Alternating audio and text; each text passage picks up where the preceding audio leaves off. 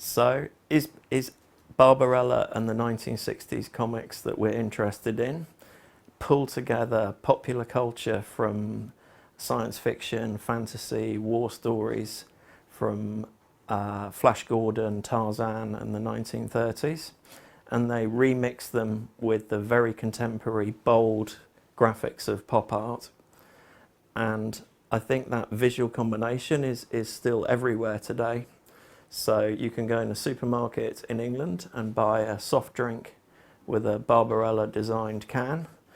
And even today in my hotel in Bologna, the super design near my hotel of the fire safety information, I couldn't tell if it was a satirical poster on fire safety because it was very blown up, or if it was the real thing I have to smash if there's a fire.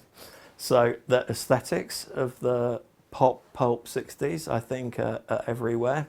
And also they influence not only that kind of visual culture in general, but the experimentation that was going on in a lot of the works in the 60s re-finds itself in current graphic novels, particularly the multimedia elements. I think, as Jan will talk about, some of the 60s works combine drawings, traditional comic style, but also photography, redrawn photos, references to film. So the multimedia content of those 60s comics is constantly being played with. It is clear that, well, in the French context, and my background is French, Jean-Claude Forest is, let's say, not more known, but actually from a cultural or aesthetic point of view, more appreciated as the scriptwriter of Tardy in the famous Ici même. So the serial, the book that actually launched the serious graphic novel movement in France via the magazine À Suivre. And Forest is more, let's say, currently, let's say the actual influence of Forest is coming from that side of his production, less than from the Barbarella work, I think, for two reasons.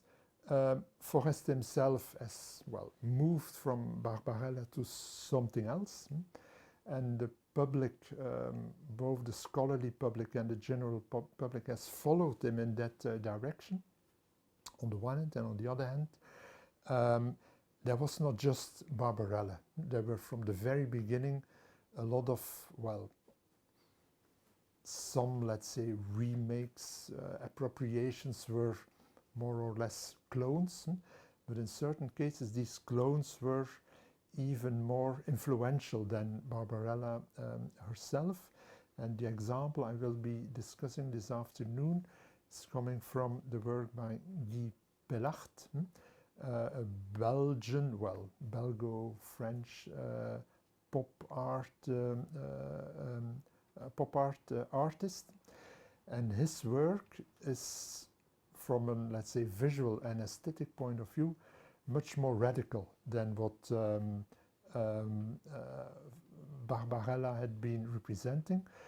Of course, he could, let's say, cash in on the success of Barbarella, that is extremely clear.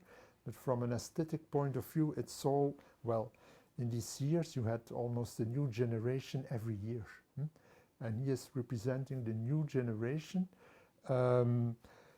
Does Pellaert still have an influence on contemporary graphic novels today? I don't think so. But one of the, let's say, the main, from that point of view, he continues to be important. One of the, let's say, major features of contemporary, not just comic scholarship, but comics life, is the, let's say, the archival dimension. We are now not just rediscovering, disclosing, unearthing material that has been forgotten, but a lot of that material is being reissued, republished, and let's say, the techniques, the ways in which, and this is a new form of appropriation, a kind of upscale appropriation. From that point of view, the influence of Barbarella and the Pellaert work is undeniable.